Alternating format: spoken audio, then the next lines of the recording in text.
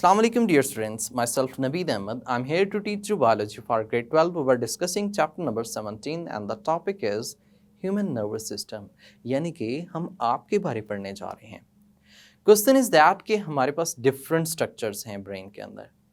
ये कैसे हैं? हमने अपने nervous system को किस तरह से classify किया है? कौन कौन से pathway जो हैं वो इसमें involve होते हैं? ये किस तरह से वर्किंग करते हैं? इन तमाम को डिस्कस करने के लिए चलते हैं लाइट बोर्ड की तरफ. जी students, we are going to study human nervous system. देखिए, ह्यूमन नर्वस सिस्टम की जब हम बात करते हैं तो इंसानी nervous system definitely it is consist upon centralised nervous system. ये सेंट्रलाइज्ड नर्वस सिस्टम पर मुश्तमिल होता है, जिसको हम CNS के नाम से मेंशन किया हुआ है, centralised nervous system. This one, it can also be named as CNS. लेकिन इसको ओवरऑल ह्यूमन नर्वस सिस्टम को जब हम क्लासीफाई करते हैं तो हम डिफरेंट पार्ट्स में क्लासीफाई करते हैं डिपेंडिंग अपॉन देयर फंक्शन. यानी कि जैसा उनका फंक्शन होगा उसी तरह से हम उसको फर्दर क्या कर रहे होते हैं, क्लासीफाई कर रहे होते हैं. जैसे कि यहाँ पे हम ह्यूमन नर्वस सिस्टम की बात करें, लेट्स सपोज कि यहाँ पे है human nervous system. Human nervous system इसको हमने 2 पार्ट्स में डिवाइड किया, यानी कि that can be consisted upon 2 parts. 2 parts पे हमने इसको डिवाइड किया हुआ है. एक CNS और दूसरा कौन सा है, PNS, पेरिफेरल नर्वस सिस्टम. यानी कि इसको हम 2 में डिवाइड कर लेते हैं. The one is CNS and the other one is PNS, peripheral nervous system. देखिए, CNS सेंट्रलाइज्ड नर्वस सिस्टम. अब ये जो सेंट्रलाइज्ड नर्वस सिस्टम है एक, और दूसरा जो है इसमें है पेरिफेरल नर्वस सिस्टम. यानी कि दोनों को मैं अगर कंप्लीट अल्फाज में लिखूं तो ये है सेंट्रलाइज्ड नर्वस सिस्टम, VOUS, और ये जो है ये पेरिफेरल नर्वस सिस्टम जो है ये मौजूद होता है. Peripheral nervous system, nervous system PNS. हमने इसको डिफरेंट पार्ट्स में डिवाइड किया हुआ है और आगे फिर फर्दर सब डिवाइड किया है डिपेंडिंग अपॉन देयर फंक्शंस. हम उनके फंक्शंस की बेस पे डिवाइड एंड सब डिवाइड किया हुआ है. तो पहला हमने कर दिया CNS और PNS. CNS जो है इसको आगे 2 हिस्सों में फर्दर डिवाइड किया गया. CNS में क्या क्या चीज़ें आती हैं, एक तो हमने कहा it include brain and spinal cord. यानी कि एक तो इसमें जो पार्ट मौजूद है वो ब्रेन है, जो कि हेड के रीजन में मौजूद होता है, हेड में, और दूसरा जो है वो है स्पाइनल कॉर्ड. और जो स्पाइनल कॉर्ड होता है ये हम कहते हैं वर्टिब्रल कॉलम में मौजूद होता है, वर्टिब्रल कॉलम में मौजूद होता है. दोनों का काम क्या होता है, अगर हम ब्रेन की बात करें तो ब्रेन जो है मेन इसका जो फंक्शन है वो हम कह सकते हैं मेन एनालिसिस, या जिसे हम कह सकते हैं कि इंटरप्रिटेशंस होता है. इंटरप्रिटेशंस, मेमोरीज स्टोर करना, इंफॉर्मेशन को मेमोरीज बनाना, इंटरप्रिटेशंस देना, इंफॉर्मेशंस को जितनी भी हैं उनको एनालाइज करके आगे send message towards the other part of the body. यानी कि ओवरऑल कंट्रोल जितना भी होता है वो सारे का सारा किसके पास है, ब्रेन के पास है. स्पाइनल कॉर्ड जो है, स्पाइनल कॉर्ड ये बेसिकली सप्लाई लाइन के तौर पे काम कर रहा है. Supply line between body and brain, between body and brain, brain और बॉडी के दरमियान में as supply line of information जो है वो कौन कर रहे हैं, स्पाइनल कॉर्ड। हम ऐसे भी कह सकते हैं कि ये काफ़ी ज़्यादा रिफ्लेक्स एक्शंस को भी कंट्रोल करने में इन्वॉल्व होता है, रिफ्लेक्सेस को कंट्रोल करने में भी इन्वॉल्व है। तो ये इन दोनों का बेसिकली फंक्शन होता है। स्टूडेंट्स, एक जनरलाइज्ड डायग्राम अगर दिखाऊं ना मैं आपको, तो ऐसे कह सकते हैं कि अगर एक इंसानी बॉडी है, let's suppose here is a human body, अगर लेट्स सपोज हमने एक ह्यूमन बॉडी को ड्रॉ किया है, ठीक है, जस्ट टू बी अंडरस्टैंड, एक समझने के लिए, ठीक है, इसमें एक ह्यूमन बॉडी जो है वो हमने ड्रॉ की है। अब देखें, एक इसके बिल्कुल सेंटर में एक्सिस के अंदर दरमियान में चीज़ मौजूद है जिसको हम सेंट्रलाइज्ड नर्वस सिस्टम कहते हैं, and that is consisting upon brain and spinal cord. यहाँ पर एक तो हमने कहा कि ब्रेन एग्जिस्ट कर रहा है उसका, ठीक है, ब्रेन, जो ब्रेन है वो एग्जिस्टेंस होती है ब्रेन की, ठीक है, ये ब्रेन उसमें एग्जिस्ट कर रहे हैं, और ब्रेन से ही आगे एक्सटेंशन होती है एक पार्ट की, that is known as spinal cord. उसको हमने किस नाम से मेंशन किया, स्पाइनल कॉर्ड से नाम से मेंशन किया। तो अगर ये कहा जाए कि इसका जो main reason centralized nervous system है, दैट इज द ब्रेन, ये इसका ब्रेन है, और दूसरा जिसमें मौजूद है वो क्या है, स्पाइनल कॉर्ड है। स्पाइनल कॉर्ड ये बॉडी के बिल्कुल एक्सिस में मौजूद है, सेंटर में मौजूद है, इसी वजह से हम इसे सेंट्रलाइज्ड नर्वस सिस्टम कहते हैं। और ये centralised nervous system spinal cord और ब्रेन पर जो है वो मुश्तमिल है। अब इसके बाद जो है वो पेरिफेरल नर्वस सिस्टम है। पेरिफेरल का मतलब होता है जो साइड्स पर मुश्तमिल होगा। अब इसमें दो चीज़ें होती हैं, एक तो ब्रेन से नर्व्स अराइज होती हैं जिनको हम क्रेनियल नर्व्स कहते हैं, और दूसरी नर्व्स जो अराइज होती हैं वो होती हैं स्पाइनल कॉर्ड से, जिनको हम स्पाइनल नर्व्स के नाम से मेंशन कर रहे होते हैं। तो जो ब्रेन से नर्व्स होती हैं और यहाँ से फिर आगे स्पाइनल कॉर्ड से नर्व्स अराइज होती हैं, ये पूरी बॉडी में स्प्रेड होती हैं। अब ये पूरी बॉडी में जो स्प्रेड हो रही हैं, these are known as spinal nerves. इनको हमने क्या नाम दिया, स्पाइनल नर्व्स के नाम से मेंशन किया, जो स्पाइनल कॉर्ड से हैं, जो ब्रेन से राइज होती हैं, दीज आर क्रेनियल नर्व्स। तो ये जो साइड्स पे मौजूद हैं, जो पेरिफेरल्स, यानी कि पेरिफेरल हम कहते ही साइड को है, सेंटर से हट के एग्जिस्ट कर रहा है, ये कौन सा सिस्टम होगा, पेरिफेरल नर्वस सिस्टम होगा। अब हमने इस पेरिफेरल नर्वस सिस्टम की अगर हम वर्किंग डिस्कस करना चाहें, ये इसकी डिवीजन, सब डिवीजन्स को देखना चाहें, तो ये दो तरह से आगे फर्दर डिवाइड किया गया है। यानी कि इस पेरिफेरल नर्वस सिस्टम को हमने 2 में डिवाइड किया है।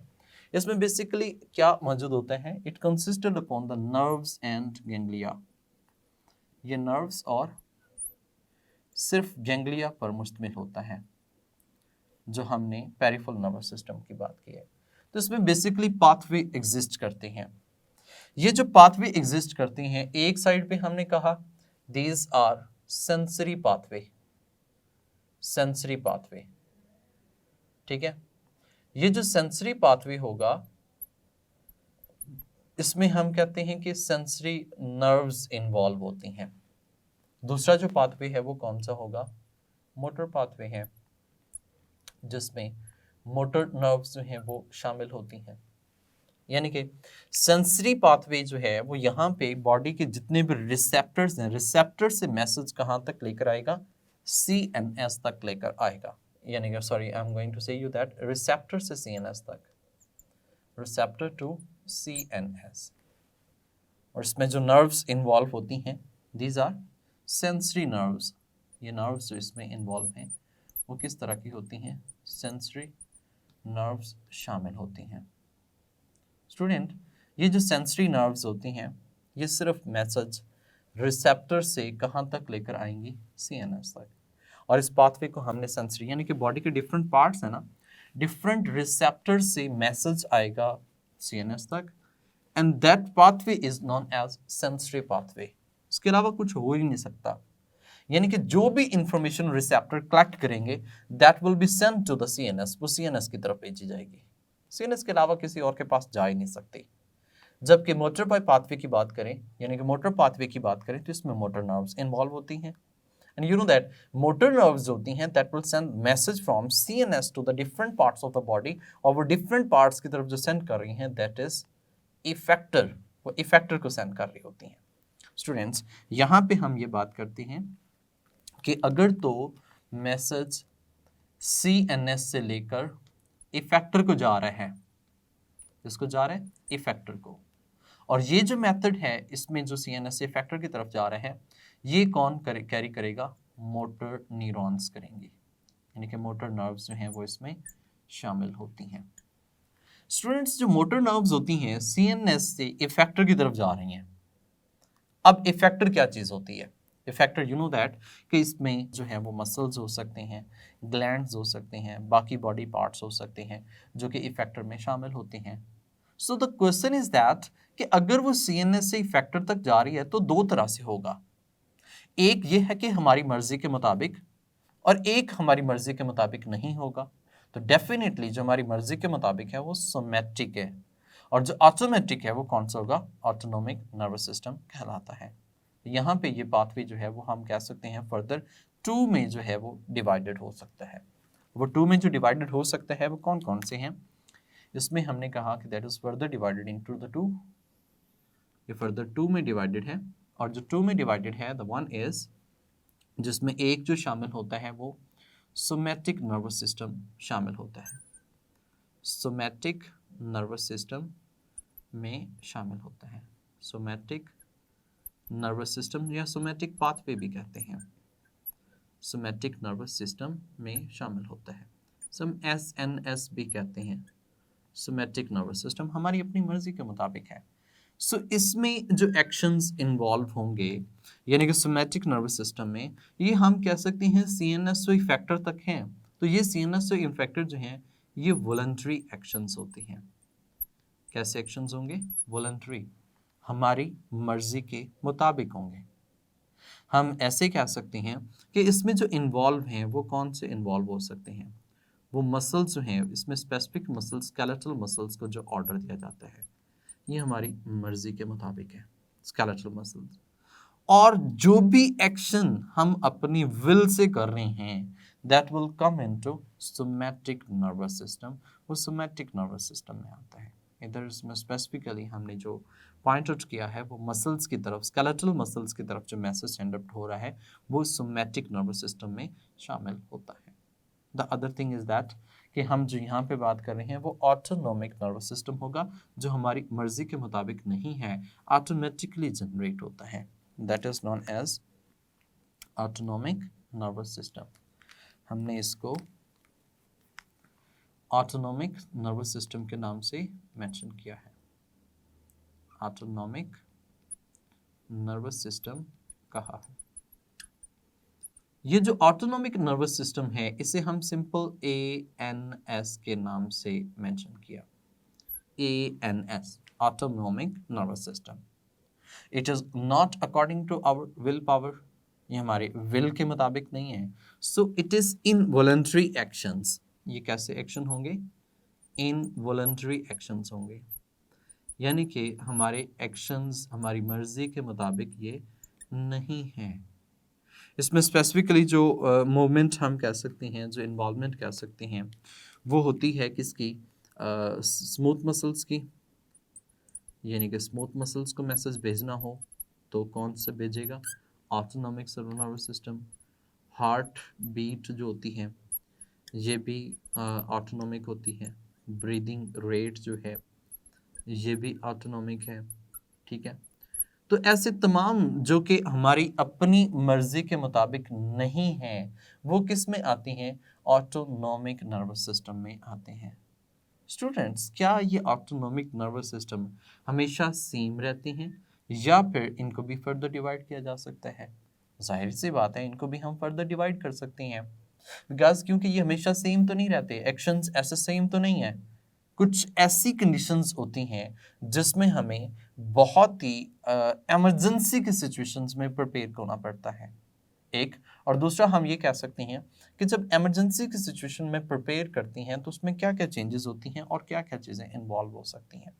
तो स्टूडेंट, यहाँ पे जो ऑटोनॉमिक नर्वस सिस्टम है it can be further divided into two, इसको हम फर्दर जो है वो टू में डिवाइड कर लेते हैं, यानी कि यहाँ पे इसको भी आगे टू पाथवे में या टू सिस्टम्स में डिवाइड किया जा सकता है। ये जो टू सिस्टम्स में हमने इसको डिवाइड किया है, the one is sympathetic nervous system and the other one is parasympathetic nervous system, यानी कि इसको हमने जो टू सिस्टम्स में डिवाइड किया है फर्दर ऑटोनॉमिक नर्वस सिस्टम को, एक हमने कहा sympathetic nervous system, sympathetic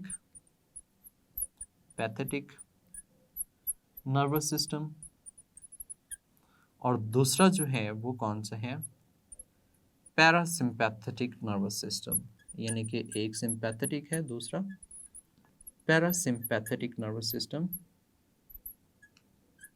मौजूद होता है, नर्वस सिस्टम मौजूद है। स्टूडेंट आप ऐसा कह सकते हैं, एक जो है यानी कि सिंपैथेटिक नर्वस सिस्टम जो होता है ये हमें इमरजेंसी की सिचुएशंस में प्रिपेयर करता है, प्रिपेयर फॉर इमरजेंसी सिचुएशंस, यानी कि इसे हम कह सकते हैं ये हमें प्रिपेयर करता है किस पर्पस के लिए, for emergency situations, emergency situations, emergency जैसे कि हम कह सकते हैं इसको हम 3F से रिप्रेजेंट करते हैं। इमरजेंसी सिचुएशंस जो होती हैं कौन कौन सी हो सकती हैं, 3F जो मैंने कहा है इसमें तो वो क्या है, 3F दैट इज फाइट, लड़ना, फ्लाइट उड़ना, और एक जो है वो इसमें हम कह सकते हैं फ्राइटेंड, फियर डरना, जो बहुत अचानक हम डर जाते हैं, फ्राइटेंड कह सकते हैं या फियर कह सकते हैं। तो ये 3F जो है वो किस में है, इमरजेंसी सिचुएशंस में जो हमें रोल प्ले करता है, इमरजेंसी सिचुएशंस में जो प्रिपेयर करता है वो कौन सा है, सिंपैथेटिक नर्वस सिस्टम है, जबकि अदर वन जो है वो हमारे पास पैरासिम्पैथेटिक नर्वस सिस्टम होता है। ये जो पैरासिम्पैथेटिक नर्वस सिस्टम है it's related to cool and calm, ये रेस्ट के सिचुएशंस में जो है वो वर्किंग करता है।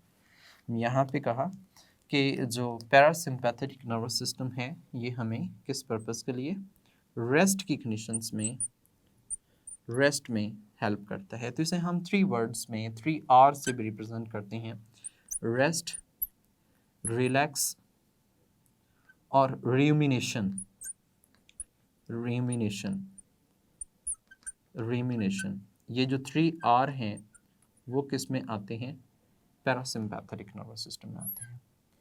रिमिनेशन, रेस्ट, रिलैक्स, ये क्या चीज़ है, रिमिनेशन आप ऐसे कह सकते हैं सुकून की हालत में, जैसे कि मैं अगर ऐसे कह लूँ कि एक एनिमल है वो खाना खाता है, बहुत तेज़ी के साथ खाना खाता है, उसके बाद फिर सुकून से बैठ जाता है और जुगाली कर रहा होता है, यानी कि माउथ में वापस फूड लाता है और डाइजेस्ट ब्रेक डाउन करता है फिर अंदर लेके जाता है, तो वो जो जुगाली करना होता है वो रूमिनेशन के मानों में आता है, और इससे एनिमल्स को हम रूमिनेंट एनिमल्स के नाम से जानते हैं। सिंपल आप ऐसे कह सकते हैं सुकून, रेस्ट की हालत में बैठना।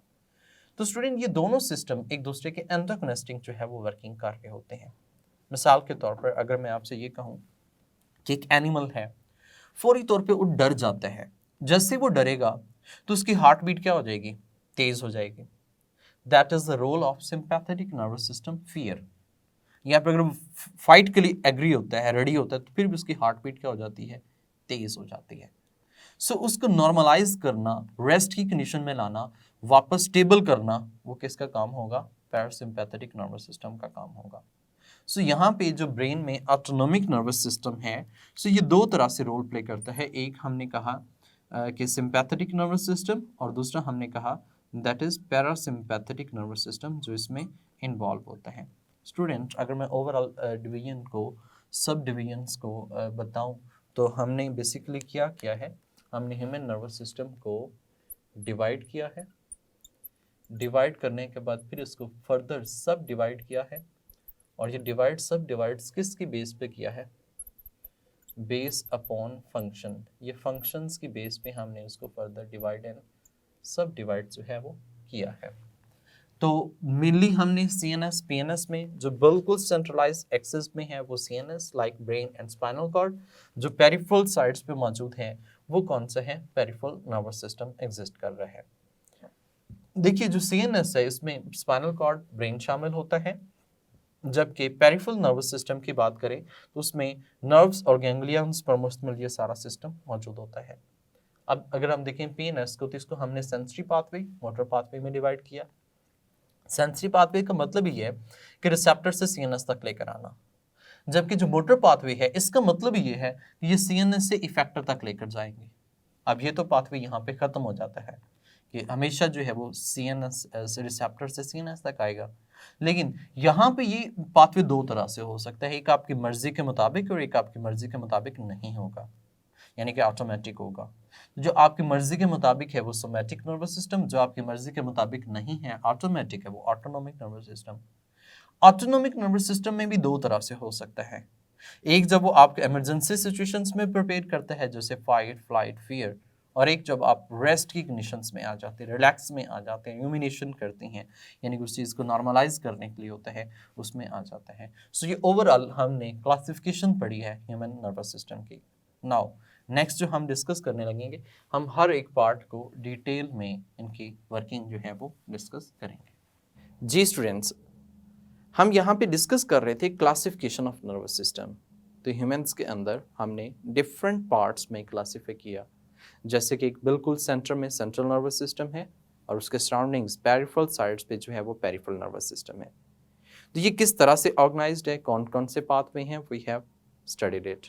इसमें मल्टीपल चॉइस क्वेश्चंस भी आ सकते हैं, इसमें शॉर्ट क्वेश्चन भी हो सकते हैं, और मे भी हो सकता है कि वो एक लॉन्ग क्वेश्चन दे दे इन द सेंस कि how the human nervous system is classified. तो आप ये इस तरह से पूरे का पूरा जो है वो एक ग्राफिकल रिप्रेजेंटेशन जो है वो उसकी दे सकते हैं। सो नेक्स्ट हम डिस्कस करेंगे कि सेंट्रलाइज्ड नर्वस सिस्टम में कौन कौन से पार्ट्स हैं, किस तरह से प्रोटेक्टेड हैं, क्या रोल परफॉर्म कर रहे हैं। तो तब तक के लिए मुझे इजाज़त दें, अपना ख्याल रखिएगा, अल्लाह हाफिज़।